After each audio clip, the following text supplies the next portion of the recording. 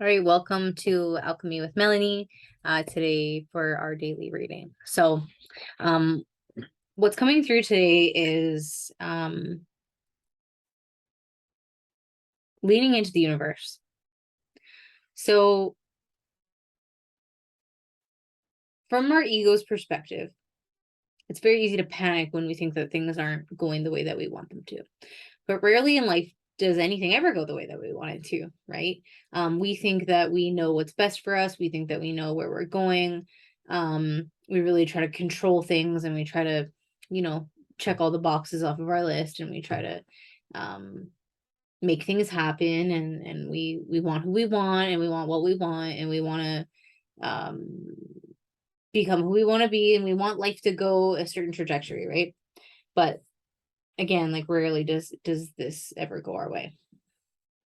Because what we don't realize is that when we're born, our soul, has this contract. So we have free will, absolutely, and we can choose, different timelines and different paths.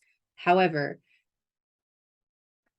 before we even incarnate on this earth, we have a blueprint. So we come here with a specific set of lessons that we would like to learn and karma that we'd like to transcend and relationships that we need to experience and things that we must experience, the good and the bad. And so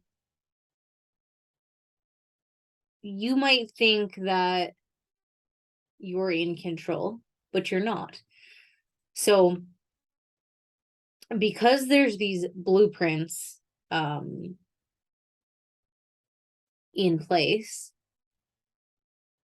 life always has this very funny way of nudging you towards where you need to go. So you can do whatever you want. You can plan your life a certain way, but you will always arrive to the point that you're supposed to. Okay. And the more that you listen to yourself and to God or the universe or whatever you believe is guiding you, your higher self, the quicker that you'll become all of these things that you plan, and then you're living harmoniously and you're living in balance and you're living in truth, and everything just happens so easily and effortlessly for your life. But when we're not doing that and we're resisting against the core of who we are and we're resisting what's showing up in our life that wants to fall apart, or things that don't work out, and we're resisting basically everything that happens to us, and we don't want to feel it. We want to run from things. We don't want to make the inner changes or the outer changes that we need to make. Well, the problem with that is that you're never going to be the happiest you can be. You're never going to be the most joyful you can be. You're never going to be fulfilled because you're not living your truth. You're not living in your blueprint. And the more that we go down, I don't want to say the wrong path because there's no such thing as a wrong path. There truly is not. Each path you learn and you experience. So it's never a loss. It's always valuable information. But if you go down maybe paths that aren't really getting you quickly towards where you're going, so they are not the path of least resistance, all right? Ideally, we want to take the path of least resistance. Then unfortunately the universe usually blows things up in your face. So things tend to go wrong, things tend to fall apart, bad things keep happening. And what it's really showing you is where you're out of alignment. It could also be showing you where you need to grow. It could also be showing you certain lessons that you need to learn. There might be some karma in what's happening. There might be some teachings for you, right? But for the most part, it's showing us that we're out of alignment. And so you can tell how much alignment you have within yourself when you look at your external circumstances. So your external circumstances are always representing your internal circumstances. So however chaotic your outside life is, your reality is how chaotic your inside reality is. And however peaceful and happy your external world is also is going to reflect that same amount back to like what's reflecting on the inside, right? So you have to think of yourself like you are the creator of your reality and you're the director of your movie. So it's like everything that is within your mind, everything that you believe, everything that you feel, all of your wounding that has yet to be resolved is going to be projected externally like a projector. It's like it's just shining it outside of you for you to see. And so it's really easy for us to get caught up in being angry at other people or angry at situations and placing blame on everyone else, when truly we really are attracting everything that we need in order to heal, in order to ascend, in order to become who we're meant to be. And so we really need to take personal responsibility for what is happening outside of us. Okay. We obviously have the ability to respond instead of react to what's happening. And so one of the best things that you can do is just really see everyone as your teacher. So everyone and everything as your teacher. So instead of being a victim and thinking that things are happening to you, you can reframe that by thinking about like, why is this happening for me? You know, what is it that I need to learn from this situation? What is it that is coming up within me, within my feelings that I need to observe?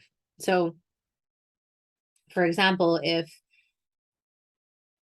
someone is really inconsiderate of your feelings and it really triggers something in you, that's an active memory. Otherwise it wouldn't cause such a reaction in you. So that's an active memory that's showing you aspects of yourself that still require some healing. And so to go down the road of healing, you can start to just get curious and ask questions. So you can begin to say things to yourself like, why does it bother me so much when somebody just really doesn't seem to care about me and is really inconsiderate of me? How does it make me feel?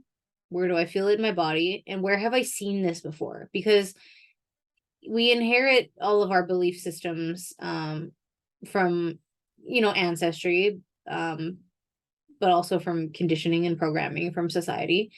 But our core beliefs come from growing up, so between the ages 1 and 9. So if you really ask yourself, why does it really bother me so much? What's happening? And you can trace it all the way back to other situations where this has happened before. Like, where has there been an occurrence of this before? Who in your life, in your childhood, represented somebody who was who didn't care about you, or who was just a very maybe passive aggressive to you, didn't care about your feelings, put you last, made you feel like your opinion or your feelings didn't matter. So you can start to ask yourself questions like that.